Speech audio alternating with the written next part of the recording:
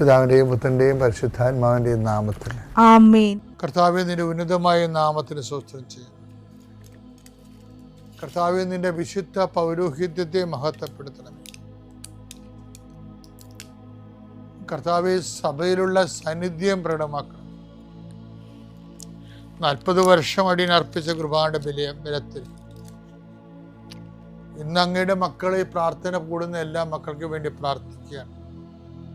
കർത്താവെ, മനസ്സ് വേദനിക്കുന്ന എല്ലാ വിഷയങ്ങളും, അവരുടെ മനസ്സ് വേദനിപ്പിക്കുന്ന എല്ലാ വ്യക്തികളും ഇപ്പോഴും ഈശോയുടെ നാമം നിർവീര്യമാകട്ടെ. കർത്താവെ, മനസ്സ് വിഷമിപ്പിക്കുന്ന സാഹചര്യങ്ങൾ, ചെയ്തെടുക്കേണ്ട ഉത്തരവാദിത്തങ്ങൾ, മറ്റുള്ളവർ നമ്മളെ പഴി പറയാൻ സാധ്യതയുള്ള എല്ലാ വിഷയത്തിൻ്റെ മേലും കർത്താവിൻ്റെ കരുണ ചൊരിയുകയും നിങ്ങളെ കർത്താവ് ഇന്ന് നിലനിർത്തി തരികയും ചെയ്യട്ടെ. നിങ്ങൾ പോകുന്ന വഴികൾ, കണ്ടുമുട്ടുന്ന വ്യക്തികൾ, ചെയ്യുന്ന കാര്യങ്ങൾ, യാത്ര ചെയ്യുന്ന വാഹനങ്ങൾ, ഒപ്പിടുന്ന പേപ്പറുകൾ, കൈമാറുന്ന രേഖകൾ, കഴിക്കുന്ന മരുന്ന് എല്ലാം മാതാവിൻ്റെ മധ്യസ്ഥത്തിലെ യേശുനാമത്തിൽ അനുഗ്രഹിക്കപ്പെടുകയും നീ ദൈവത്തെ അനുഭവിക്കാൻ ഇന്ന് നിന്നെ സഹായിക്കുകയും ചെയ്യട്ടെ. നിത്യം പിതാവും പുത്രനും അമ്മേ പരിശുദ്ധ അമ്മേ, അമ്മേ പരിശുദ്ധ ദൈവമാതാവേ, കൃപാസനത്തിലൂടെ ഞങ്ങൾക്കും ഞങ്ങളുടെ ദേശത്തിനും അമ്മ മധ്യസ്ഥം തേടി തന്ന എല്ലാ അനുഗ്രഹങ്ങൾക്കും കൃപകൾക്കും ഞങ്ങളിപ്പോൾ ഹൃദയം നിറഞ്ഞ നന്ദി പറയുന്നു.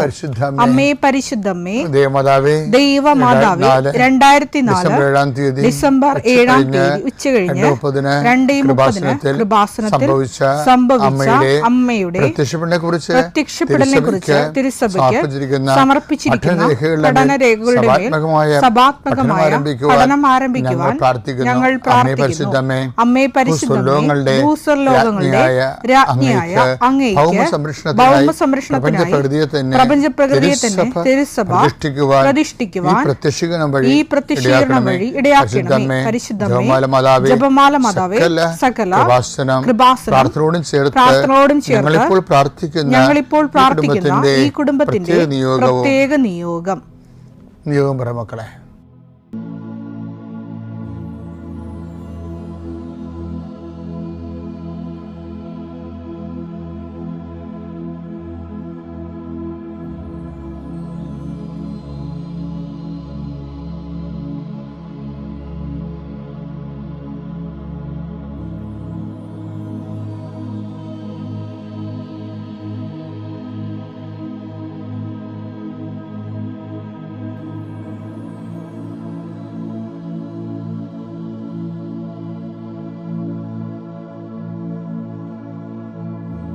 അമ്മയുടെ പ്രത്യക്ഷീകരണത്തിന്റെ ഈ അനുഗ്രഹവേളയിൽ ഞങ്ങൾക്ക് സാധിച്ചു തരുവാൻ കനിയണമേ.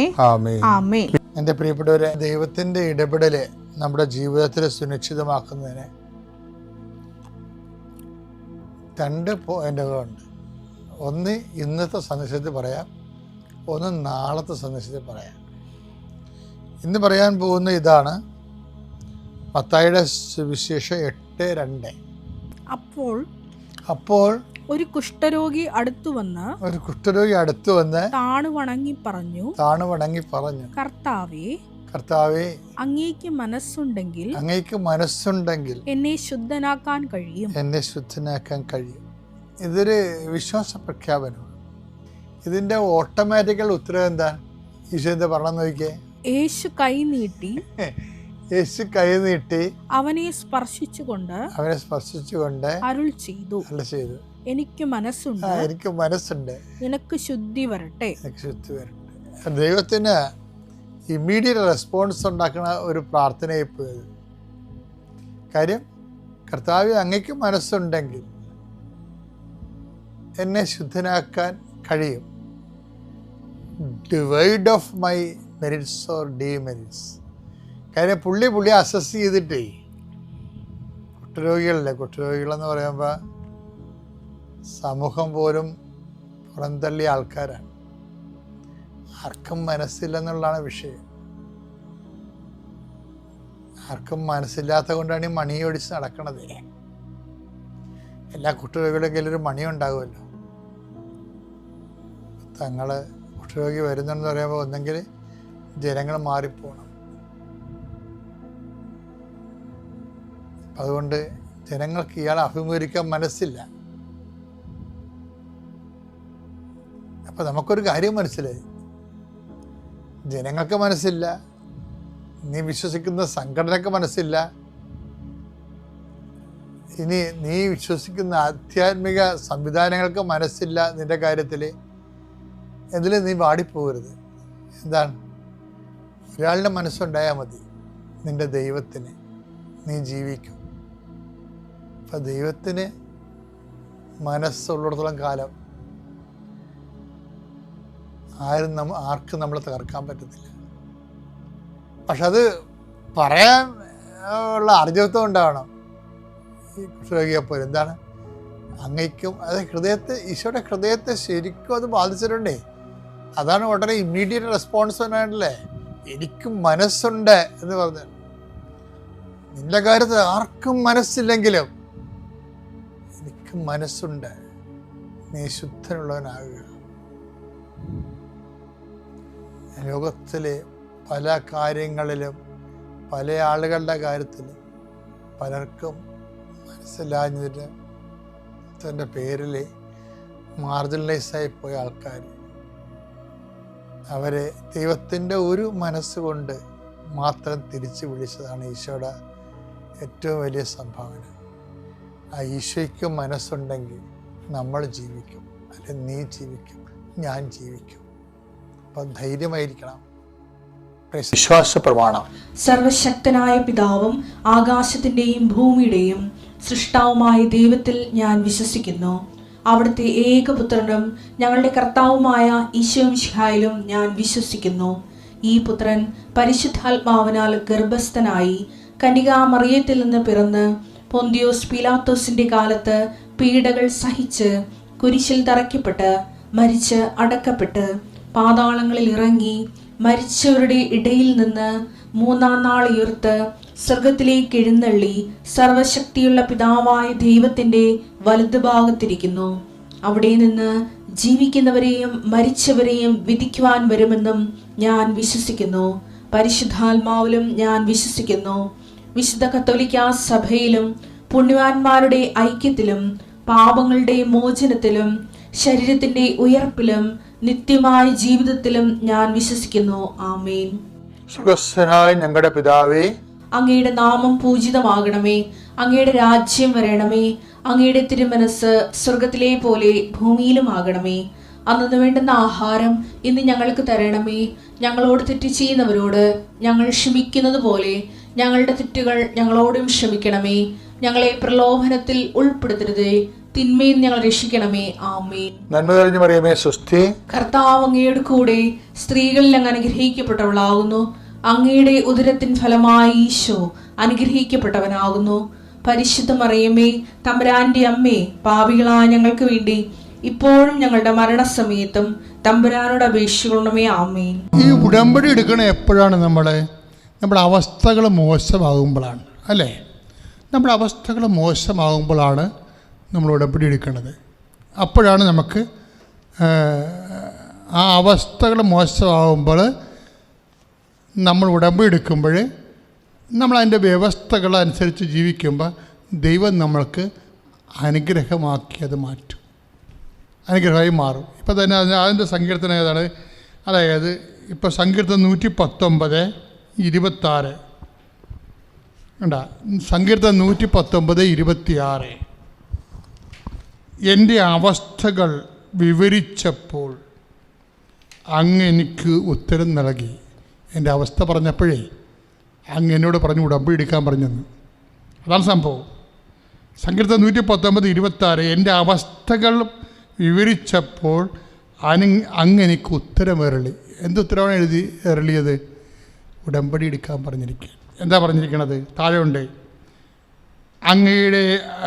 അങ്ങയുടെ ചട്ടങ്ങൾ എന്നെ പഠിപ്പിക്കണമേ. Price the Lord. അതാണ് ജ്ഞാനത്തിലെ എൻ്റെ അവസ്ഥകൾ ഞാൻ പറഞ്ഞപ്പോഴേ ജ്ഞാനം കിട്ടിയവർക്ക്. എന്താ കാണുന്നത്? അവസ്ഥ മാറണമെന്നുണ്ടെങ്കിൽ ചട്ടം പഠിച്ചാൽ മതിയെന്ന്. ചട്ടം എന്ന് പറഞ്ഞാൽ എന്താണ്? പ്രമാണം. പ്രമാണം എന്ന് പറഞ്ഞാൽ എന്താണ്? അതാണ് ഉടമ്പടി എന്ന് പറയുന്നത്. ഉടമ്പടിക്ക് ഒരു പ്രമാണമാണത്. എന്താണ്? നീ ഭൂമിയിൽ ദീർഘകാലം ജീവിക്കാൻ എന്ത് ചെയ്യണം? നിൻ്റെ മാതാപിതാക്കന്മാരെ ബഹുമാനിക്കുക. അപ്പോൾ ദീർഘകാലം അഭിവൃദ്ധിയോടെ ജീവിക്കാൻ എന്ത് ചെയ്യണം? അത് മാതാപിതാക്കന്മാരെ ബഹുമാനിക്കുക. പ്രമാണം അതാണ്. അപ്പോൾ എല്ലാ ഐശ്വര്യവും വരണത് പ്രമാണത്തിലൂടെയാണ്. അവൻ പറയണ പോലെ ചെയ്തുകൊണ്ടാണ്. അപ്പോൾ അങ്ങനെ വന്നപ്പോൾ എന്ത് സംഭവിച്ചു? അങ്ങനെ പ്രമാണങ്ങൾ നിർദ്ദേശിക്കുന്ന വഴി എനിക്ക് കാണിച്ചു തരണമേ. അതാണ് ഉടമ്പടി ചെയ്യണത്. അവസ്ഥകൾ വിവരിക്കുമ്പോൾ സങ്കീർത്തനം 119:27 അനുസരിച്ച് കൊണ്ട് അങ്ങയുടെ പ്രമാണങ്ങൾ നിർദ്ദേശിക്കുന്ന വഴി എനിക്ക് കാണിച്ചു തരണമേ. എന്താ അടുത്ത വചനം? ഞാൻ അങ്ങയുടെ അത്ഭുത കൃത്യങ്ങളെ പറ്റി ധ്യാനിക്കും. ഞാൻ സാക്ഷ്യം പറയാവുന്നത്. അതാണ് ഇവിടെ സംഭവിക്കുന്നത്. സാക്ഷ്യം എന്ന് പറയണത്. ഞാൻ സാക്ഷ്യം പറയും. എൻ്റെ അവസ്ഥകൾ വിവരിക്കുമ്പോൾ അങ്ങനോട് പറയും, അവൻ പറയണ പോലെ ചെയ്യാൻ പറയും. അപ്പോൾ എനിക്ക് സംഭവിക്കും, ഞാൻ പ്രമാണമനുസരിച്ച് ജീവിക്കും. അപ്പോൾ ഞാൻ സാക്ഷ്യം പറയും. അതാ പറയണത്, ഞാൻ അങ്ങയുടെ അത്ഭുത കൃത്യങ്ങളെക്കുറിച്ച് ധ്യാനിക്കും. Praise the Lord. അതായത് എങ്ങോട്ട് തിരിഞ്ഞാലും ഇതാണ് സംഭവം. ഒരു പക്ഷേ ഈ വർഷത്തെ വെളിപ്പെടുത്തിയ ഉടമ്പടിയുടെ ഏറ്റവും നിഗൂഢമായ ഒരു വചനമാണ് ഇത് ഗുപ്തമായിരുന്ന ഒരു വചനമാണ്. കർത്താവ് ഈ സെക്കൻഡിൽ ഇപ്പം എന്നെ കാണിച്ചു തന്നതാണ്. ഇപ്പം കാണിച്ചു തന്നതാണ് കർത്താവ്. സംസാരിച്ചുകൊണ്ടിരിക്കുന്ന സമയത്ത് കാണിച്ചു തന്നതാണ്. അപ്പം അത് കർത്താവ് സ്തുതിക്കാം. സ്തുതിക്കട്ടെ. ഹല്ലേലൂയ.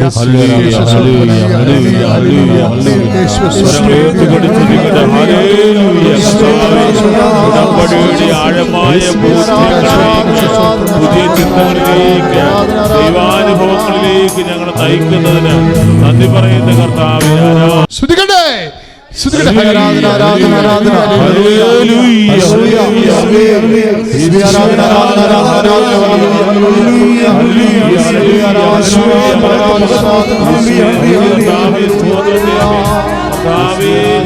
ആരാധിക്കുന്നു, സ്തുതിക്കുന്നു, മഹത്വപ്പെടുത്തുന്നു.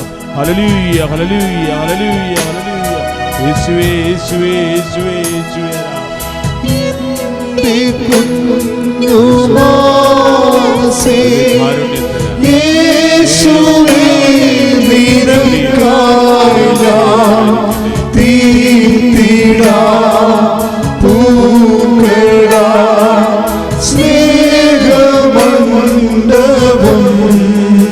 ശ്വാസത്തോടെ എന്റെ കുഞ്ഞു മാനസേ യേശുവേ നിനക്കായി ഞാൻ തീർത്തിടാം പൂക്കളാൽ സ്നേഹമണ്ഡപം.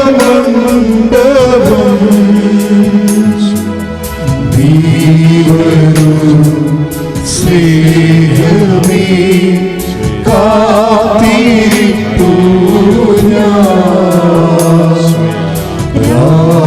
രാജരാജ യേശുവേ ആരാധന.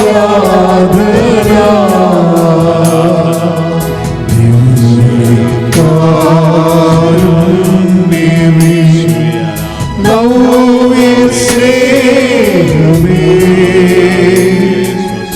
എന്റെ ഉള്ളിൽ വാഴുവാൻ നീ വരൂ, എന്റെ ഉള്ളിൽ വാഴുവാൻ നീ വരൂ. അപ്പോൾ എനിക്ക് അവിടേക്ക് കടന്നു ചെല്ലണം. അതിന് അവിടെ കടന്നാൽ എനിക്ക് സാധിക്കത്തുമില്ല. കാരണം പിറ്റേ ആഴ്ചയിൽ ഏതെങ്കിലും ഒരു ദിവസമായിരിക്കും സ്റ്റിച്ച് എടുക്കുന്നത്. അത് കഴിഞ്ഞേ എനിക്ക് വരാനും പറ്റത്തുള്ളൂ. എൻ്റെ നിർബന്ധം സഹിക്കാൻ വയ്യാതെ അവരെനിക്ക് ഡിസ്ചാർജ് തന്നു, വിട്ടു കഴിഞ്ഞ് എനിക്ക് ഉറച്ച വിശ്വാസം ഉണ്ടായിരുന്നു. കാരണം കൃപാസന അമ്മ എൻ്റെ ജീവിതത്തിൽ അസാധ്യമെന്ന് കരുതിയിരുന്ന കാര്യം എനിക്ക് സാധ്യമാക്കി തന്ന് എന്നെ ആ വിശ്വാസത്തിലേക്ക് അടുപ്പിച്ച വ്യക്തിയാണ്. പരിശുദ്ധ അമ്മയ്ക്ക് ഇതും ഈശോയോട് പറഞ്ഞ് എന്നെ സുഖപ്പെടുത്താൻ സാധിക്കും. ഞാൻ വിശ്വസിച്ചിരുന്നു, വിശ്വാസത്തോടെ ഞാൻ മനസ്സിൽ പ്രാർത്ഥിച്ചിരുന്നു.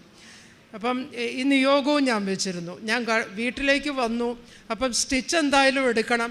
അതുകൊണ്ട് തൊട്ടടുത്തൊരു ഹോമിയോ ക്ലിനിക്കുണ്ട്. അവിടെ ആ ഡോക്ടറിനെ ഞാൻ കണ്ടു.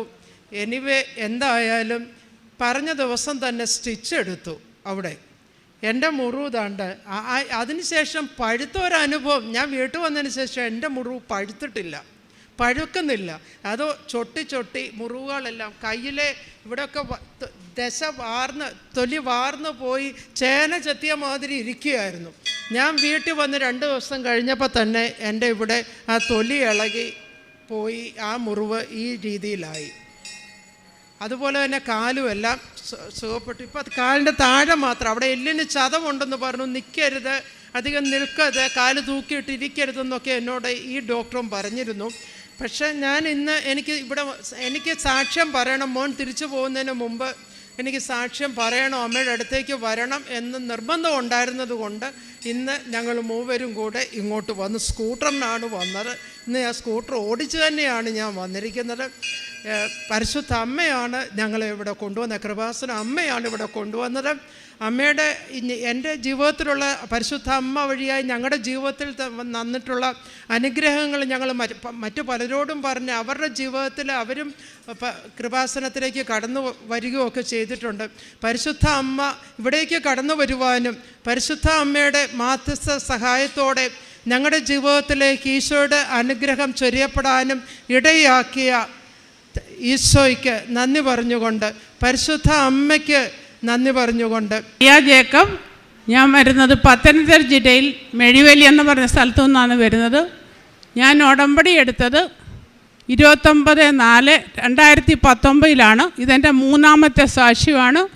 ഈ 3ാമത്തെ സാക്ഷ്യം പറയാൻ പരിശുദ്ധ അമ്മ പ്രത്യക്ഷപ്പെട്ട ഈ അൾത്താരയിൽ എനിക്ക് ഒരിക്കൽ കൂടി അവസരം തന്ന കൃപയ്ക്കായി സ്തുതിക്കുന്നു, സ്തോത്രം ചെയ്യുന്നു. ഇത് 29/3 ഞാൻ വന്ന് ഈ 2023 വന്നു എൻ്റെ ഉടമ്പടി പുതുക്കി. അതായത് 10ാമത്തെ പുതുക്കൽ എൻ്റെ വെച്ചിരുന്ന നിയോ എന്ന് പറഞ്ഞാൽ ഞാൻ വീണിട്ട് എൻ്റെ നട്ടെല്ലിന് ശരിക്കും കണ്ണിക്കകൽച്ച് നടുവിന് വേദനയായിരുന്നു. എൻ്റെ എക്സ്റേ എന്ന് പറഞ്ഞു കഴിഞ്ഞാൽ ശരിക്കും നട്ടെല്ല് വളഞ്ഞിരുന്നിട്ട് ബെൽറ്റിട്ട് നടക്കാൻ പറഞ്ഞു, മരുന്നുകൾ എടുക്കാൻ പറഞ്ഞു. ഇവിടെ വന്ന് ഞാൻ ഉടമ്പടി പുതുക്കി വീട്ടിൽ ചെന്നു. ആ സമയം തൊട്ട് എനിക്ക് സൗഖ്യം ലഭിച്ചു. ശരി, ഡോക്ടർ പറഞ്ഞത് എത്ര നാൾ ഈ ബെൽറ്റ് ഉപയോഗിക്കാൻ പറയുമെന്ന് പറ്റത്തില്ല, ശരിക്കും 5-6 ഗുളികകൾ ഈ ബെൽറ്റുകളൊക്കെ ഉപയോഗിച്ചെങ്കിലേ കുറയത്തുള്ളെന്ന് പറഞ്ഞു. പക്ഷേ ഇവിടുന്ന് പോകുന്ന തൊട്ട് അമ്മ കൂടെ വന്നു, ഭയങ്കര സൗഖ്യം തന്നു.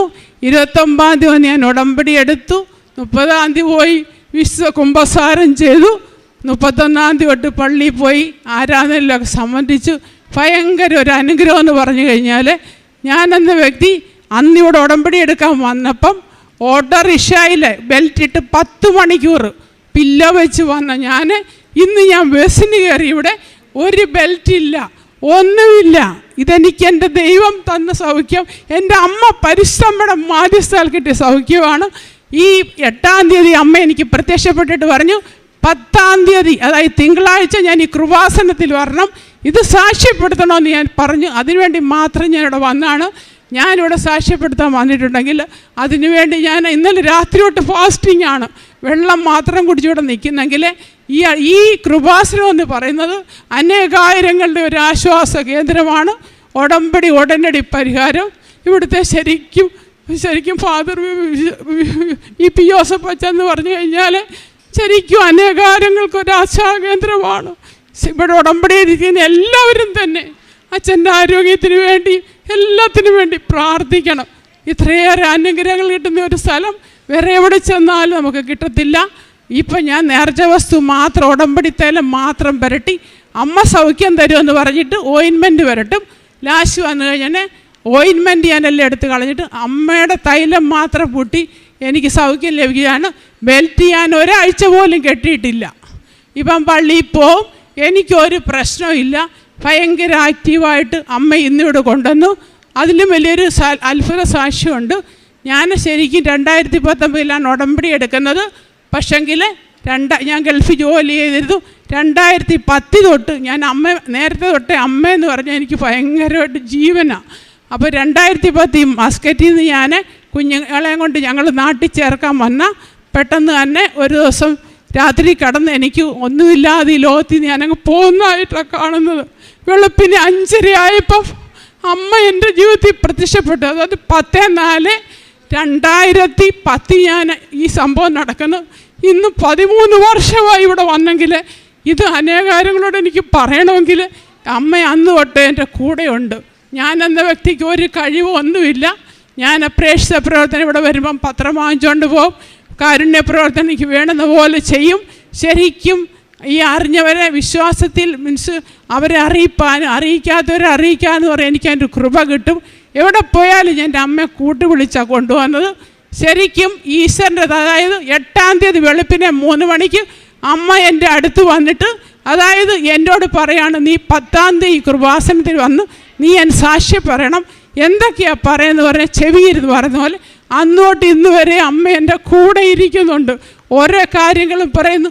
അതപ്പോൾ സംസാരിക്കുന്നത് ഞാനെന്ന വ്യക്തിയല്ല, എന്നിലുള്ള അമ്മയുടെ ഒരു ഇതുകൊണ്ട് എനിക്ക് സത്യം പറഞ്ഞാൽ ഇത്രത്തോളം അനുഗ്രഹങ്ങൾ ചെയ്ത എൻ്റെ പരിശുദ്ധ അമ്മയ്ക്കും തിരുക്കുമാരനും കോടാനുകോടും നന്ദി പറഞ്ഞ് സ്തുതിക്കുന്നു, സ്തോത്രമെന്നു. 20/4/2021 ഞാൻ ഉടമ്പടി വന്നെടുക്കുന്നത്.